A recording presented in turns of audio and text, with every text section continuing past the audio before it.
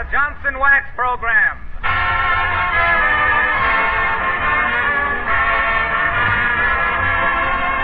makers of Johnson's Wax and Johnson's Self-Polishing Glow Coat present Marian and Jim Jordan as Fibber McGee and Molly, with Donald Novis, the Four Notes, and Billy Mills Orchestra.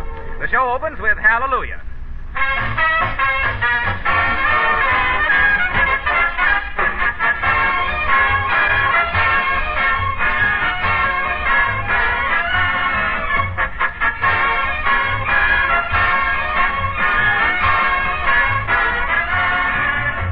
Attention car owners.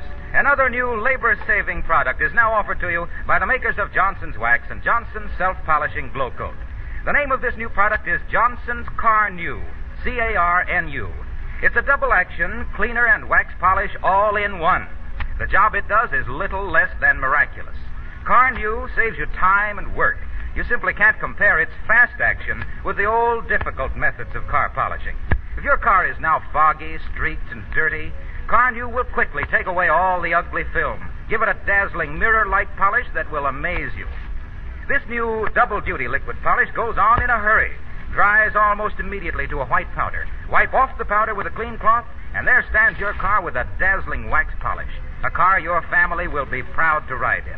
You can easily do the job in an hour, and believe me, you'll call it an hour well spent. Car-New both cleans and wax polishes in one simple operation. Buy a can of Johnson's Car-New without delay at a filling station, auto supply store, garage, or from your regular wax dealer. You'll soon be saying with thousands of car owners, your car looks like new when you use Car-New.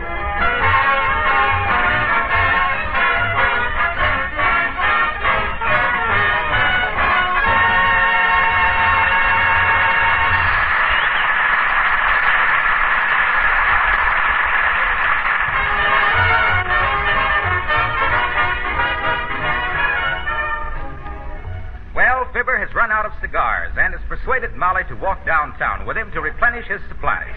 And here, walking along at the corner of 14th and Oak Streets, Wistful Vista, we find Fibber McGee and Molly.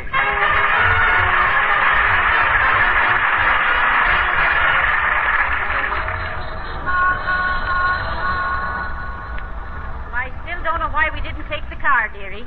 Heavenly days, we've hardly used it. Oh, I know, but I think it's a good idea now and then, Molly, to walk along the streets of your own town. What's good about it? Well, it brings you closer to things. It gives you the common touch. Hey, buddy, can you spare a dime for a cup of coffee? The common touch.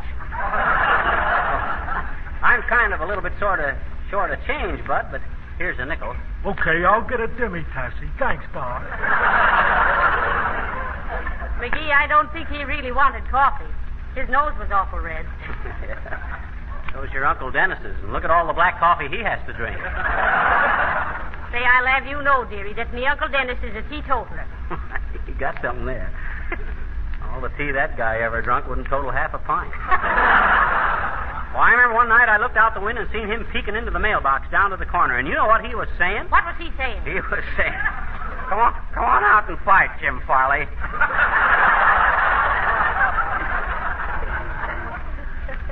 Well, he shouldn't have done that. You know, Mr. Farley's twice as big as Uncle Dennis. Well, I just mentioned it. Oh, there's Harpo Wilcox.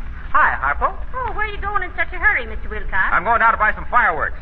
Fireworks? What's your hurry? Why, 4th of July is 5 weeks away. I know it, but I always start early. You see, I give firecrackers as premiums to all my Johnson Wax customers. Oh, I suppose the idea is that Johnson's Wax does such a bang-up job.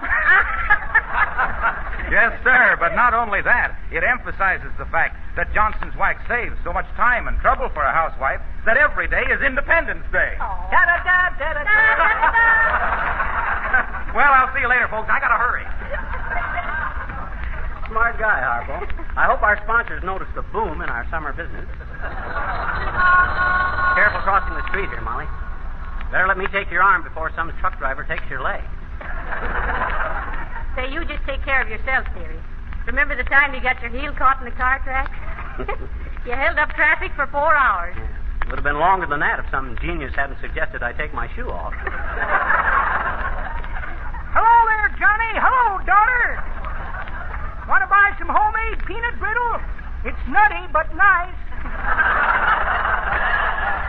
No, thank you, Mr. Mr. Old-Timer, not today. Hey!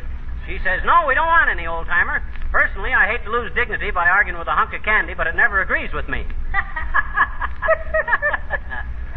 That's pretty good, Johnny. But that ain't the way I heard it.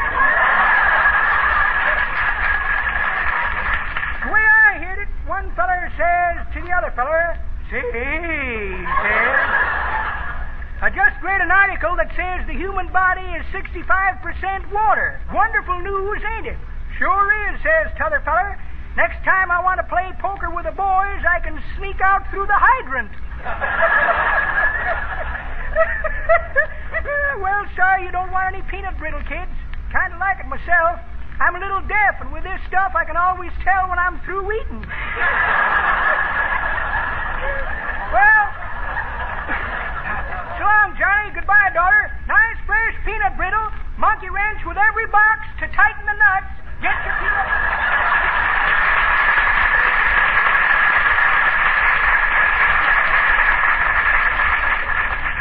Oh, McGee, look. Huh? Isn't that the sweetest pair of shoes in the window? Those beach clogs with the platform soles. Gee, I'd like to get a pair of them myself. I'm so short that whenever I go to the beach, I can't see anything. What? Oh, hi, Don. Well, hello, Fibber and Molly. Where are you bound for? We're going down to the cigar store, Mr. Novus. McGee has run out of cigars. No, I don't blame him. If I smoked the kind of cigars he does, I'd run out, too. Yeah, he was blowing smoke rings last summer up at the lake, and they're still using 4 of them for life preservers. Ain't so.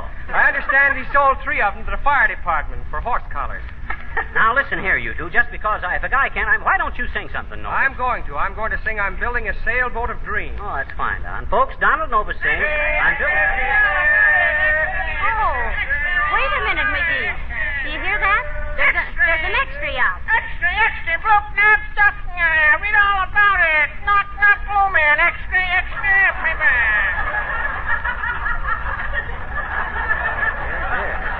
What's it all about, Bud? I can't understand a word you say. Of course you can't, you dope. If you could, we wouldn't sell any papers. I'll take one, boy. Okay, lady, thanks. Extra, read all about it. Not extra, paper.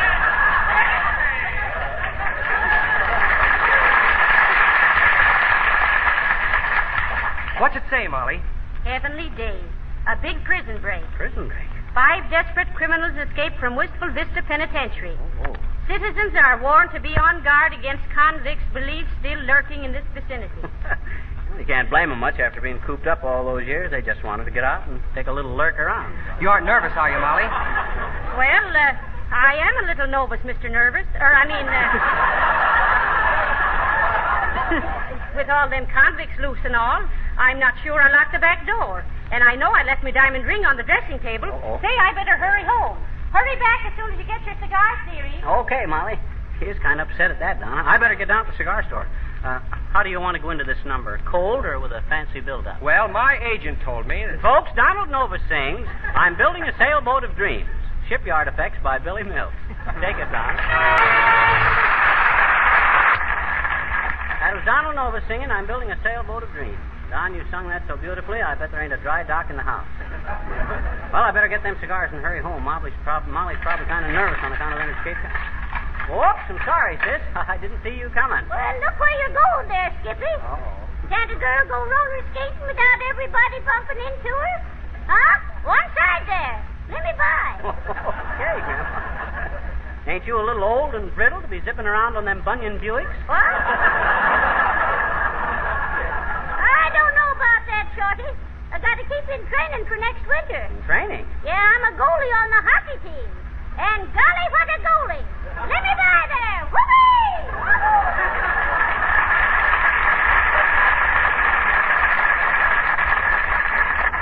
Great gal for a hockey team at that. I can just hear the sizzle when that red-hot mama hits the ice. Well, hi, Harpo. Oh, I see you got your firecrackers. Yeah, swell assortments, too. Let's see them. Oh, they're just ordinary firecrackers. I guess I told you what I wanted them for. You see, whenever I start to tell one of my customers about car news, say, Fibber, get your face out of this bag with that lighted cigar. Oh, okay, Harpo. Well, when I talk to my customers about Carnew, I say Carnew, that remarkable new Johnson product, is as easy to apply as a match to a bunch of firecrackers. Must have dropped a spark in there. Yeah, they've exploded. They've exploded the old theory that you have to wear yourself out to get a beautiful polish on your car. Why, nothing annoys a car owner more than a dingy, dusty car. And with Car New, everyone reports that it's sensationally easy to use. You just apply Johnson's Car New over the clean surface of your car, and bingo! Bingo! There's your car with a gleaming sales room wax polish. I tell you, folks, Johnson's Car New is destined to be the most popular automobile polish on the market.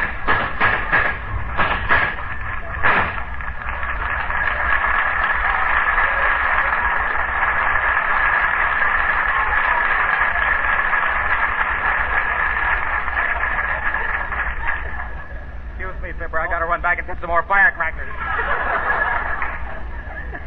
I think he's the guy who used to tell me I'd get pinched someday for shooting off my mouth inside the city limits. Uh-oh, here's a cigar store. Oh, hi, Maury. How are you stocked up on them old McGee smokeroos? You are still owing to me for the last 100 cigars, McGee. Okay. How much? $1.25.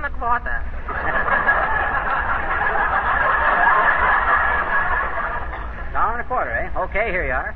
Give me another 200. Say, did you hear about them convicts escaping? What'd they do, dig a tunnel? They tried that and gave it up. They dug a tunnel 500 feet long and came up in the First National Bank. None of them had an account there, so they had to go back. That's too bad. 200 feet south, and they'd have come up in the laundry and made a clean getaway. I understand they're pretty tough characters, eh, Maury? Well, I guess so. At least they didn't post no cops in the woods in case they're stopping to pick wildflowers. Speaking of wildflowers, I hope these cigars are as strong as my last ones. You got them ready for me, Maury? Sure. Will you take them with you, or shall I give them the address and let them walk over?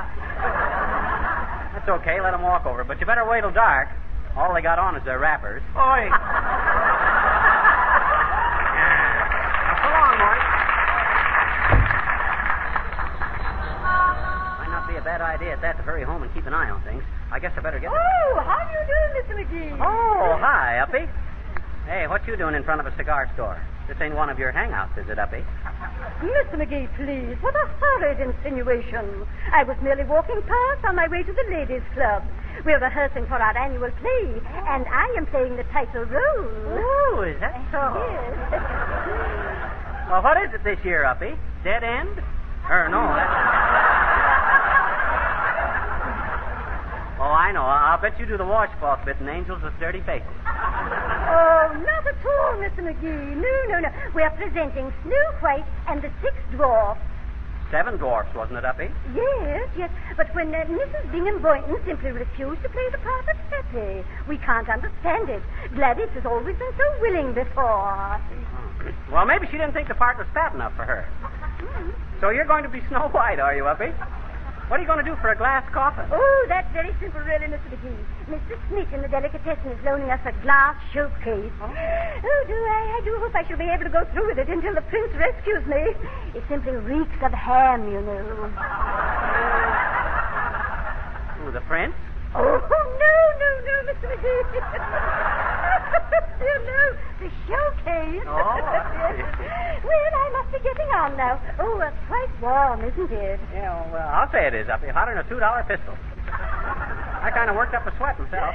Please, Mr. McGee, a gentleman never, horses sweat.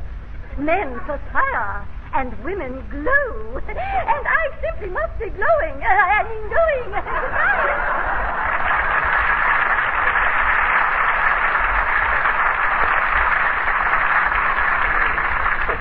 Good old Uppy. Some of them club women remind me of a dollar alarm clock. Full of good work, sound awful busy, and never quite on time. Let's see, what was I going to do here? Well, for scream's sake, Fizzer, what are you doing standing around on the street like a fragrant without any home? Just come downtown to get some cigars, Nick, but I got to go right back home. Say, I'm just meeting Mr. Wilscott down the street. Oh, you did, eh? Sure, and he's having a big bag full of firecrackers, torpedoes, pin whistles, sky rockets, and Roman candlesticks. He's going to celebrate in the Declaration of Independence a little prematurely, isn't he? Oh, he's giving them away for premiums. You going away for the 4th, Nick? No, Fisher, I think I'm staying here because my little boy Demetrios is being personally selected to make a recitation of a patriotic poetry. Oh, what's he going to recite, Nick? The recitation he's going to give is a very famous poetry, which the name of it is being The Middle of the Night Ride of Paul Revolver.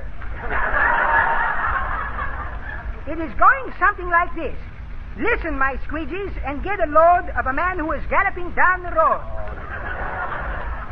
Never mind, Nick. I'm familiar with that poem, and I got to get home. Molly's worried about them escaped convicts. Oh, but Fisher, every good United States of America citizen should have some refreshments for his memory of this great poetry. Oh.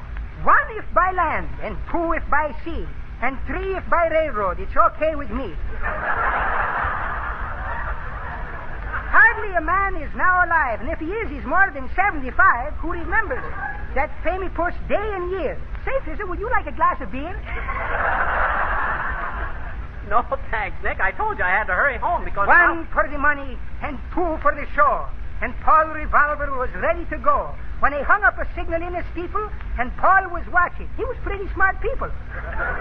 Please, Nick, I can't... To every middle-sized village and farm, the Redskins are coming. He gave the alarm. It's a good thing he did, too, or it would be just too bad. And George Washington is the first president we ever had. Oh, that is a wonderful poetry, Fisher, and it is teaching us a big lesson, too. That horseback rides is just going to show that there has been more than one patriotic cancer in our history. That was another seafood opera. Sweep the leaves off from under this fire. I suppose Molly's got all the doors barricaded and is pointing my shotgun at the chimney. I wish she wasn't so dead. Listen, lady, be reasonable. Must have company. I wonder who that is. Sister, you make one more move toward that window and we bop you, see? Yeah, you're after us, see? And we ain't taking no chances. Oh, dear, I wish McGee was here. Oh, my gosh. It's them convicts. They got Molly. What'll I do? Oh, I'll run next door and phone for the cops. I hope Molly keeps cool. When I get back, I ought to have the cops over here in 5 minutes. Oh, hello, little girl. Will you ask your mom if I can use the phone? Quick. No. Oh, come on, you gotta. Why? It's a matter of life and death. Hmm? Oh, come on, sis, quit stalling. Hurry up. Ask your mom if I can use the phone. I can't do it, I betcha. Well, why not? Oh, my mom isn't here. Well, who is here? Me? Ain't there anybody? I mean, can't stop. Listen, sis, I'm coming in and use that phone. Okay, mister. Well, where is it? Where's what? The telephone, Dad. Right at the telephone. Ought to be here in the hall someplace. Where is it, sis? Hurry up. They took it out, I betcha. Oh. Listen, sis, this is urgent. I got to get to a telephone. Where's the nearest place I can telephone? Right here. Huh? We got a telephone. I thought... Dad, Radit, you said they took it out. Sure they did, I betcha. They took it out of the hall and they put it in the dining room. Oh. Why does everything have to happen to me? Did you ever have the mumps? No, I never had the mumps. Well, then everything hasn't happened to you, I bet. Please, sis, there's burglars in our house. I got to call the police. Where's the telephone? In the dining room. Right there, you see. Oh. Got a nickel? Oh, no. That's Radit. Not a cent of change with me, and this would be a nickel phone. No, it isn't, mister. Well, why'd you ask me if I had a nickel? Hmm? Oh, listen, sis. Let me make this phone call, and we'll discuss finances later. Oh, no, you don't. Huh? No. When the other neighbors use our telephone, they give me a nickel. And one price tall is the way I do business. Okay. I'll give you a nickel. I'll give you a dime. I'll give you a quarter. Here, give me that phone. Hello? Hello? Oh, quiet, sis. I'm telephoning. Hello, operator. This is an emergency. Give me the police. See. You can have it for a penny. Hello, police station. This is Fibber McGee, 79 Wistful Vista. See. You know them convicts that escaped? Well, they're in my house at 79 Wistful Vista, see? Listen, officer, get the squad cars out right away and tell them to take it easy because they got my wife in there with them. I'd have busted in there myself, but there was no use throwing my own life away. You can have it for a penny. Okay, officer, thanks, and tell them to hurry. I heard them through the door, and they're pretty desperate. Okay, officer. Go on. Where's my quarter, mister? Oh, I got time now, sis. I'll see you later. Hmm? I said, don't bother me now. I got to get home. Okay, mister. But it seems to me that it takes a pretty despicable character to default on a business arrangement with a lady, particularly when she has afforded him every facility to restore his loved ones to the great American ideal of life, liberty, and the pursuit of happiness.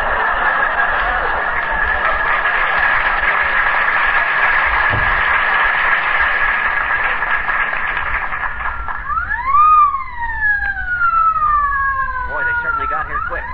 I'll never make fun of a policeman again. Oh, I hope Molly's all right. I shouldn't have let her go home alone like that. Hey, officer! Hey, officer! I'm the fella. Hey, keep out of the way, buddy. You'll get hurt. Where does Fibber McGee live? I don't know. He lives right over there. I mean, he's the one. I'm him. I'm Fibber McGee. Well, quit stalling then and tell us where them convicts is. Get out the riot guns, boys, and the tear gas bombs. Now, listen, Captain. Go easy on the shooting. My wife's in there, and them guys have been threatening her. I don't want nothing to happen to her. Well, we'll do the best we can. Murphy! Yes, sir. Moskowitz! Aye, aye, sir. Cover the back door! Lenahan, Goldberg, O'Toole! Climb the trees and cover the upstairs windows. All right, McGee. Now, when I rap on the door and ask them to surrender, if they don't answer, you speak to your wife, understand? Oh, okay. I gotcha. Well, come on, then. All right, you men in there. Come out quietly and you won't be hurt. The house is surrounded. Do you hear me? Oh, my gosh. You don't suppose they... Call your wife, McGee, and see if she answers. Molly! Molly! Well, it's about time you got home, McGee. What are you doing with the policeman? Molly, are you all right? I mean, He told us them escaped convicts was in here, lady. Sure they were. I heard at least 4 tough guys talking in here not more than 10 minutes ago. Why, McGee, you never... Oh, that. What happened, Molly? Oh, I was wishing you could have been here to hear him, McGee. Who, them convicts on the lam? No, gangbusters on the radio.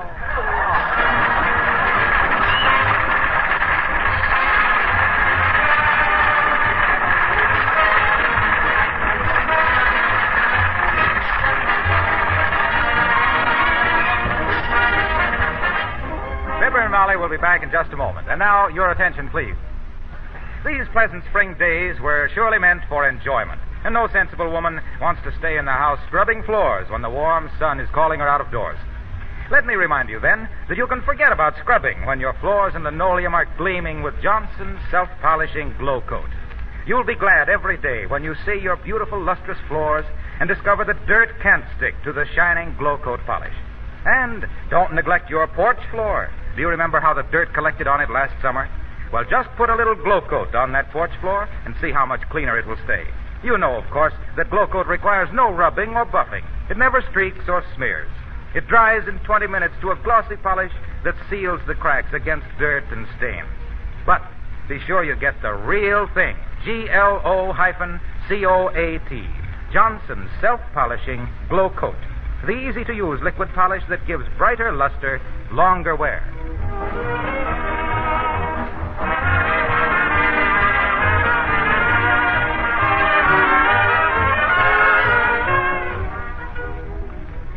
Heavenly days. I haven't seen so many cops since the time I was crowned queen of the 14th precinct at the policeman's ball. Well, them cops was just an extra precaution, Molly. My first impulse was to rush in and clean them hoodlums up single-handed. I'll bet you could have done it, too, dearie. Oh, sure. Say I could. I was raised with a pretty tough gang back in Peoria, remember? That is, till they threw me out. What'd they throw you out for? They caught me carrying a handkerchief. Good night. Good night, all.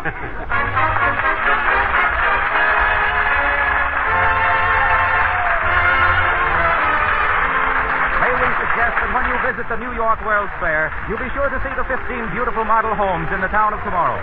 On all the floors and woodwork of these homes, Johnson's wax polishes are used exclusively.